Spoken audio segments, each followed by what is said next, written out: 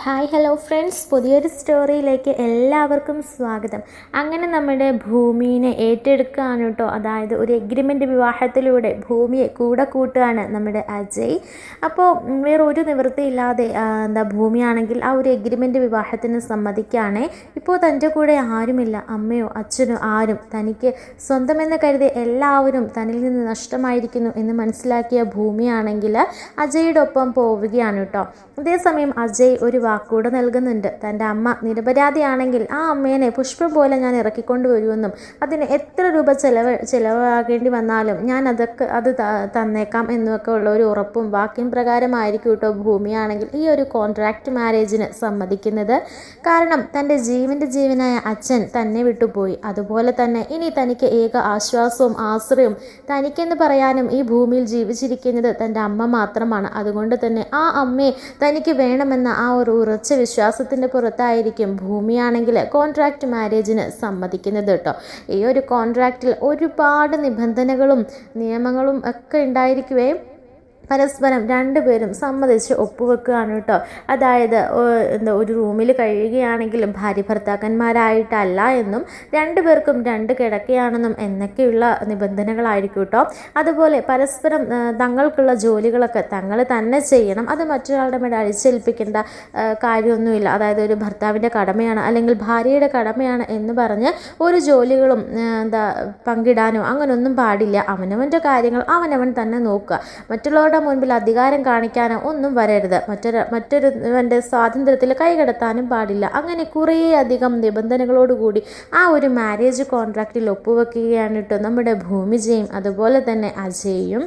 അങ്ങനെ എല്ലാവരെയും ഞെട്ടിച്ചുകൊണ്ട് നമ്മുടെ അജയ് ആണെങ്കിൽ ഭൂമിയെയും കൂട്ടി വീട്ടിലേക്ക് വരികയാണ് കേട്ടോ. എല്ലാവരും ഞെട്ടലോടെ കാണുകയാണ് ആ ഒരു സംഭവം. എല്ലാവരും അപ്രതീക്ഷിതമായി ഈ ഒരു കാഴ്ച കാണുമ്പോൾ ഞെട്ടിത്തരിച്ചു പോവുകയാണ് കേട്ടോ സൗഭാഗ്യപുരം തന്നെ. അങ്ങനെ നമ്മുടെ ഭവാനിയുടെയും അതുപോലെ തന്നെ അഞ്ജനയുടെയും എല്ലാ പ്രതീക്ഷകളും എയറിലാക്കിക്കൊണ്ട് അല്ലെങ്കിൽ കാറ്റിൽ പറത്തിക്കൊണ്ട് നമ്മുടെ അജയ് ആണെങ്കിൽ ഭൂമിജിയെ വിവാഹം കഴിക്കുകയാണ് കേട്ടോ. അങ്ങനെ വിവാഹം കഴിച്ച് സൗഭാഗ്യപുരത്തേക്ക് കൊണ്ടുവരികയാണ്. അങ്ങനെ ഭൂമിയോടുള്ള ആ ഒരു ദേഷ്യവും പകയും അടക്കാനാവാതെ അഞ്ജനയും അതുപോലെ തന്നെ ഭവാനിയും അരിശപ്പെട്ട് നിൽക്കുകയാണ് കേട്ടോ. ഇതേ സമയത്ത് നമ്മുടെ മുത്തശ്ശിക്കാണെങ്കിലും അതുപോലെ തന്നെ സത്യനാണെങ്കിലും ഒക്കെ ഒരുപാട് എല്ലാവരും ഒരു ഞെട്ടിത്തെരിച്ച് നിൽക്കുകയാണ്. ഇതേ സമയത്ത് സത്യനാണെങ്കിൽ താൻ തൻ്റെ മകളെ പോലെ കണ്ട് തൻ്റെ മകളെ പോലെ സ്നേഹിച്ച ഒരു പെൺകുട്ടിയെ അവൻ്റെ വധുവായിട്ട് വരുന്നത് കാണുമ്പോൾ ഒരു സന്തോഷമൊക്കെ തോന്നുന്നുണ്ട് കേട്ടോ. അങ്ങനെ സത്യൻ്റെ മുഖത്ത് ഒരു ചിരി പടരുകയാണ്. അതേസമയം മുത്തശ്ശിക്കാണെങ്കിൽ മുത്തശ്ശി അഞ്ജനയ്ക്ക് വാക്ക് കൊടുത്തതും ഭവാനിക്ക് വാക്ക് കൊടുത്തതും അതുപോലെ തന്നെ മുത്തശ്ശിയുടെ തീരുമാനത്തെ മാനിക്കാതെ ഇങ്ങനെയൊക്കെ ചെയ്തതും എന്നൊക്കെ ഒരു മുത്തശ്ശിക്ക് ഒരു സങ്കടവും ഒരു വിഷമവും ഒക്കെ ഉണ്ട്. എന്നാലും തൻ്റെ കൊച്ചുമോൻ്റെ ആഗ്രഹമല്ലേ, പിന്നെ മറ്റാരെയുമല്ല വിവാഹം കഴിച്ചത്, തങ്ങൾക്ക് ഏറെ പ്രിയപ്പെട്ട ആ ഒരു പെൺകുട്ടീനെ തന്നെ ആയതുകൊണ്ടും മുത്തശ്ശി ഒന്നും മിണ്ടുന്നില്ല കേട്ടോ. ആദ്യം ഒരു ചെറിയ വിഷമവും പ്രയാസവും ഒരു ദേഷ്യവും ഒക്കെ ഉണ്ടെങ്കിലും പതിയെ അതൊക്കെ മാറുകയാണ് കേട്ടോ. അങ്ങനെ എല്ലാവരും നമ്മുടെ ഭൂമിയെ സ്വീകരിക്കുകയാണ് കേട്ടോ. ഭൂമിയെ ആ ഒരു കുടുംബത്തിൻ്റെ മരുമകളായി അജയുടെ ഭാര്യയായി എല്ലാവരും അംഗീകരിക്കുകയാണ്, നമ്മുടെ ഭവാനിയും അഞ്ജനയും ഒഴികെ. അങ്ങനെ രാത്രിയാവുമ്പോഴേക്കും അത്താഴം വിളമ്പുന്ന സമയത്ത് ഭവാനിയെയും അഞ്ജനയെയും കാണുന്നില്ല കേട്ടോ. എല്ലാവരും ഭൂമിയെയും കൂട്ടി അത്താഴമൊക്കെ കഴിക്കുകയാണ്. ഇതേ സമയത്ത് മുത്തശ്ശി ഭവാനിയുടെ റൂമിലേക്ക് ചെല്ലുന്നുണ്ട്. അങ്ങനെ ഭവാനിയോട് ചോദിക്കുന്നുണ്ട്, എന്താ നീ ഇന്ന് ഭക്ഷണം കഴിക്കാൻ വരുന്നില്ലേ? ഭക്ഷണം കഴിക്കേണ്ട കാര്യങ്ങളാണല്ലോ ഇവിടെ നടക്കുന്നത്. അമ്മയുടെ വാക്കിന് എന്തെങ്കിലും വില ഇവിടെ ഉണ്ടോ? അമ്മയുടെ പ്രിയപ്പെട്ട കൊച്ചുമോൻ അമ്മ പറഞ്ഞ വാക്കിന് വിപരീതമായിട്ട് ചെയ്തത് കണ്ടോ? എൻ്റെ മകളെ ഇഷ്ടമല്ലെങ്കിൽ വേണ്ട. എന്നിട്ട് ഒരു സുപ്രഭാതത്തിൽ ആരെയും അറിയിക്കാതെ അവൻ വിവാഹം കഴിച്ചുകൊണ്ട് വന്നിരിക്കുന്നു. അതും വേറെ ആരെയാണെങ്കിലും കുഴപ്പമില്ല, ആ കൊലയാളി കുടുംബത്തിൽ നിന്നാണല്ലോ അവൻ വിവാഹം കഴിച്ചുകൊണ്ട് വന്നിരിക്കുന്നത്. ഇനി നാട്ടുകാരുടെ മുഖത്ത് എങ്ങനെ നോക്കും എന്നൊക്കെ പറയുമ്പോൾ നമ്മുടെ മുത്തശ്ശി പറയുന്നുണ്ട്, കഴിഞ്ഞതൊക്കെ കഴിഞ്ഞു. അവൻ്റെ ആഗ്രഹം അങ്ങനെയാണെങ്കിൽ അങ്ങനെ നടക്കട്ടെ. നമുക്കിപ്പം ആരെയും ഉന്തി മരം കയറ്റാൻ കഴിയില്ലല്ലോ. ഭവാനി, നീ ഒന്ന് ക്ഷമിക്ക്. ഞാൻ ക്ഷമിക്കാനോ? അമ്മ എന്താ പറഞ്ഞത്? എൻ്റെ മകളവിടെ ചങ്ക് പിടഞ്ഞ് കിടക്കുകയാണ്. ആ മകളുടെ മുഖം കാണുമ്പോൾ എനിക്ക് അവനോട് ക്ഷമിക്കാനല്ല, എനിക്ക് കലിയാണ് വരുന്നത്. ഞാൻ ഈ മരിക്കുന്നതിനും വരെ അവനോട് ക്ഷമിക്കുകയുമില്ല. അവൻ നല്ല രീതിക്ക് ജീവിക്കുന്നത് എനിക്കൊന്ന് കാണണം എന്നൊക്കെ പറയുമ്പോൾ മുത്തശ്ശിക്ക് ദേഷ്യം വരികയാണേ.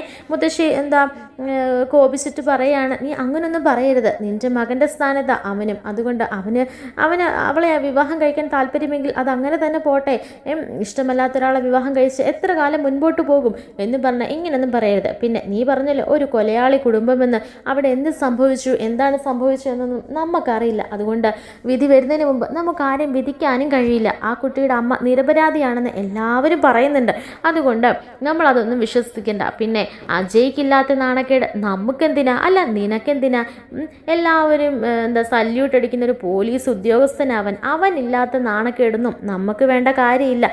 അവൻ ഇഷ്ടപ്പെട്ട ആ പെൺകുട്ടിയെ വിളിച്ചുകൊണ്ട് വന്നത്. ഞാൻ ഇന്നോ നാളെയൊന്നും പറഞ്ഞ് കിടക്കുക. എനിക്ക് എൻ്റെ മക്കളുടെ സന്തോഷമാണ് വലുത്.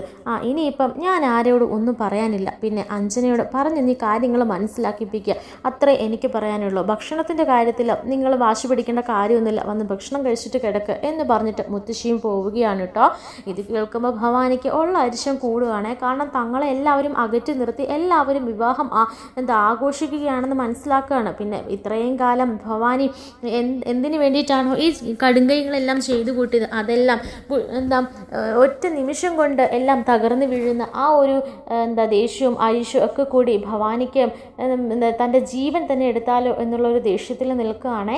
അങ്ങനെ റൂമിലുണ്ടായിരുന്ന ആ ഒരു അലമാരിയിലേക്ക്, ഒരു ചില്ലിലേക്ക് തൻ്റെ കൈ ഇങ്ങനെ ആഞ്ഞടിക്കാൻ കേട്ടോ. ആ ചില്ല് ചിതറിപ്പോവുകയാണ്.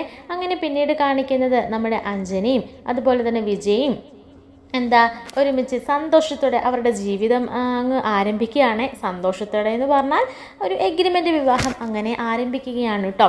അങ്ങനെ കിടക്കയൊക്കെ അങ്ങോട്ടും ഇങ്ങോട്ടും പങ്കിടുന്നുണ്ട്. അതായത് ഒരാൾ കട്ടിലിലും ഒരാൾ നിലത്തുമായിരിക്കും ഇനി മുതലുള്ള കിടത്തുമൊക്കെ. അങ്ങനെ ഓരോരുത്തരുടെ സാധനങ്ങൾ അടുക്കി വെക്കുന്നതിലൊക്കെ ചെറിയ ചെറിയ വഴക്കുകളൊക്കെ ഉണ്ടാവുകയാണ്.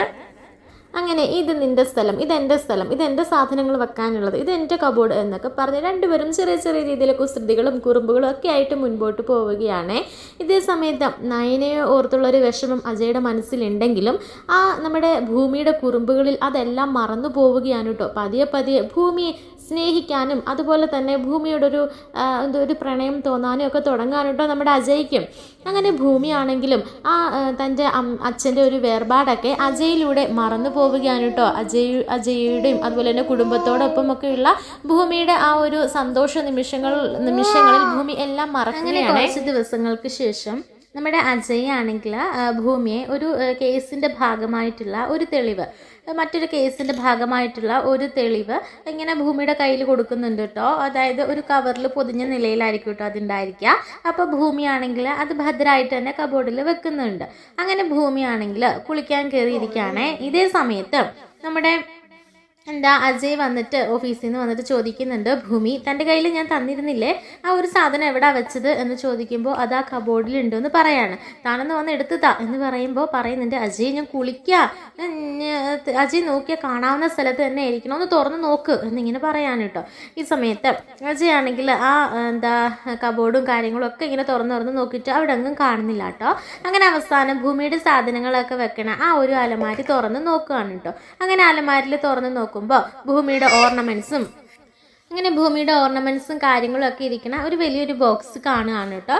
അപ്പോൾ ഇതെന്താ പാരമ്പര്യമായിട്ട് എത്തിയ സ്വത്തുക്കളൊക്കെ പണ്ട് സൂക്ഷിച്ചു വെച്ചിരിക്കുന്ന പോലെ ഒരു വലിയ പെട്ടിയൊക്കെ ആയിട്ടാണ് ഇവിടെ വന്നത് എന്നൊക്കെ ഇങ്ങനെ നമ്മുടെ അജയ് പറഞ്ഞിട്ട് ആ ഒരു പെട്ടി തുറന്ന് നോക്കുകയാണ് കേട്ടോ. അപ്പോൾ അതിൽ ഭൂമിയുടെ ഒരുപാട് ജ്വല്ലറി സെറ്റുകളൊക്കെ ഇരിപ്പുണ്ടായിരിക്കുവേ. അതിൽ പെട്ടെന്ന് അജയുടെ കണ്ണിൽ പെടുകയാണ് കേട്ടോ. ആ ഒരു പാരമ്പര്യ മാല കണ്ണിൽ പെടുകയാണ്. അതായത് സൗഭാഗ്യ മകളത്തെ പേരക്കുട്ടികൾ ധരിച്ചിരുന്ന ആ ഒരു മാല കണ്ണിൽ പെടുകയാണ്. അങ്ങനെ അത് വിശ്വസിക്കാനാവാത്ത രീതിയിൽ പെട്ടെന്ന് അജയ് അത് എടുത്തു നോക്കുന്നുണ്ട് കേട്ടോ. എടുത്തു നോക്കുമ്പോൾ തൻ്റെ കൈവശമുള്ള അതേ ടൈപ്പ് മാല, അങ്ങനെ അതിൻ്റെ എല്ലാം ചെക്ക് ചെയ്യാനോട്ടോ അജയ്. അപ്പോൾ തങ്ങളുടെ കയ്യിലുള്ള അതേപോലെ തന്നെ അതേ പൊലിമയിലുള്ള മാലയാണെന്ന് മനസ്സിലാക്കുകയാണ്. ഇതെങ്ങനെ ഭൂമിയുടെ കയ്യിൽ കിട്ടി? ഇത് മരിച്ചുപോയ അഭിരാമിയുടേതായിരിക്കില്ലേ? സോറി മരിച്ചു പോയതല്ല, കാണാതെ പോയ അഭിരാമിയുടേതല്ലേ, അതെങ്ങനെ ഭൂമിയുടെ കയ്യിൽ വന്നു, ഇതെന്താ സംഭവം എന്നൊക്കെ ആലോചിച്ചുകൊണ്ട് അജയ് ആ മാല എടുത്ത് തൻ്റെ കയ്യിൽ വെക്കുകയാണ് കേട്ടോ. അപ്പോൾ കുളിമുറിയിൽ നിന്ന് വിളിക്കുന്നുണ്ട് നമ്മുടെ ഭൂമി, കിട്ടിയോ എന്നിങ്ങനെ ചോദിക്കുമ്പോൾ ആ കിട്ടി എന്ന് പറഞ്ഞിട്ട് പെട്ടെന്ന് ആ തെളിവും കൂടി എടുത്തുകൊണ്ട് അങ്ങനെ സ്റ്റേഷനിലേക്ക് പോവുകയാണ് കേട്ടോ. ഇതേ സമയത്ത് സ്റ്റേഷനിലെത്തിയ അജയ്ക്ക് ആകെ കൂടെ കൺഫ്യൂഷൻ ആകുകയാണേ, ഇതെന്താ സംഭവം, കാരണം തങ്ങളുടെ പാരമ്പര്യമായിട്ടുള്ള ആ ഒരു മാല എങ്ങനെ ഭൂമിയുടെ കയ്യിലെത്തി, അത് അഭിരാമി ധരിച്ചിരുന്ന മാലയാണ് പണ്ട് കാണാതായപ്പോൾ, അതും ഭൂമിയുമായിട്ട് എന്തായിരിക്കും ബന്ധമുള്ളത് എന്നൊക്കെ പറഞ്ഞിട്ട് കാര്യങ്ങളെല്ലാം കുഴഞ്ഞു മറിയാണല്ലോ, ഇതെന്താ സംഭവം എന്നൊക്കെ ഇങ്ങനെ ആലോചിച്ച് ആകെ തകർന്നിരിക്കുകയാണ് കേട്ടോ അജയ്. അങ്ങനെ അജയ് കുറേ അന്വേഷിക്കുന്നുണ്ട്, പക്ഷേ അജയ് കുറേ അന്വേഷണങ്ങൾക്ക് ശേഷം ഒരെത്തും പിടിയും കിട്ടാഞ്ഞിട്ട് അജയ്ക്ക് ആകെ ഒരു മനസ്സമാധാനവും ഇല്ല. കാരണം അഭിരാമിയുടെ മാല എങ്ങനെ ഭൂമിയുടെ കൈകളിലെത്തി, അപ്പോൾ അഭിരാമിയും ഭൂമിയും തമ്മിലുള്ള ബന്ധം എന്തായിരിക്കും എന്നൊക്കെ ആലോചിച്ച് നമ്മുടെ അജയ്ക്കാണെങ്കിൽ ആകെ തല പുകയാണ് കേട്ടോ. അപ്പോൾ ഇതിനുള്ള മറുപടി ഭൂമിയുടെ അമ്മയുടെ കയ്യിൽ തന്നെ ഉണ്ടായിരിക്കും എന്ന് പറഞ്ഞിട്ട് ജയിലിലേക്ക് പോകുകയാണ് കേട്ടോ അജയ്. അങ്ങനെ ജയിലിൽ ചെന്നിട്ട് അംബികേനെ കാണുന്നുണ്ട്.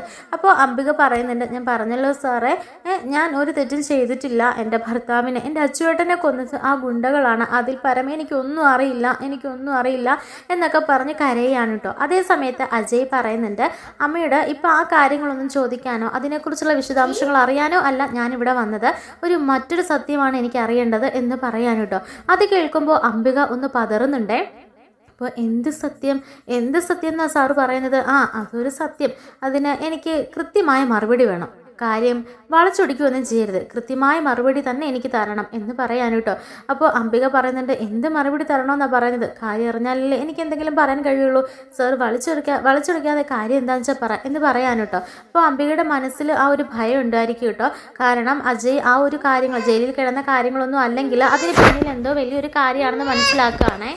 അങ്ങനെ അജയ് തൻ്റെ പോക്കറ്റിൽ നിന്നും ആ ഒരു മാലയെടുത്ത് അംബികയ്ക്ക് മുന്നിൽ നീട്ടുകയാണ് കേട്ടോ. അത് കണ്ട പാടെ അംബികയുടെ എന്താ ബോധം തന്നെ പോയി എന്ന് പറയാം. അംബിക ആകെ പേടിച്ച് വിറച്ച് വല്ലാത്തൊരവസ്ഥയിൽ നിൽക്കുകയാണ്. അംബികയ്ക്ക് വാക്കുകളില്ല പറയാൻ. അംബികയുടെ തൊണ്ട ഇടറുകയാണ് കേട്ടോ. കണ്ണുകൾ ചലിക്കുന്നില്ല. അങ്ങനെ വല്ലാത്തൊരവസ്ഥയിൽ നിൽക്കുക. കാരണം തങ്ങൾ മൂടി വെച്ചിരുന്ന ആ രഹസ്യം അജയ്ക്ക് മുൻപിൽ വെളിപ്പെട്ടു എന്ന് മനസ്സിലാക്കിയ ആ ഒരു നിമിഷം അംബികയ്ക്ക് എന്താ ചെയ്യേണ്ടതെന്ന് പോലും അറിയാത്തൊരവസ്ഥയിൽ നിൽക്കുകയായിരിക്കും കേട്ടോ. എന്നിട്ട് പറയുന്നുണ്ട്, ഈ മാലയ്ക്ക് പിന്നിലെ സത്യമാണ് എനിക്ക് അറിയേണ്ടത്.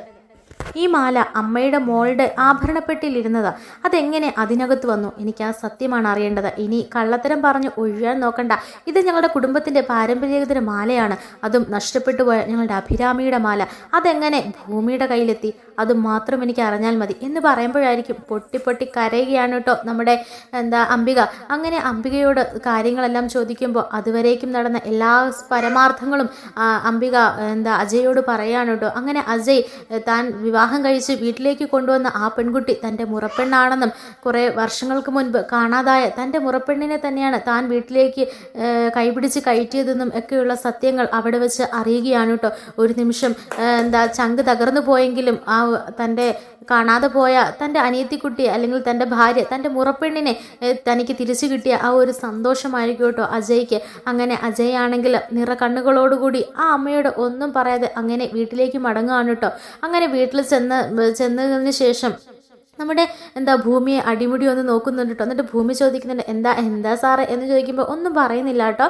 എന്നിട്ട് അജയ് പറയാണ്, കുറേ വർഷങ്ങളായിട്ട് ഉത്തരം കിട്ടാത്തൊരു ചോദ്യമുണ്ടായിരുന്നു, ആ ചോദ്യത്തിന് ഇന്ന് ഉത്തരം കിട്ടിയിരിക്കുന്നു.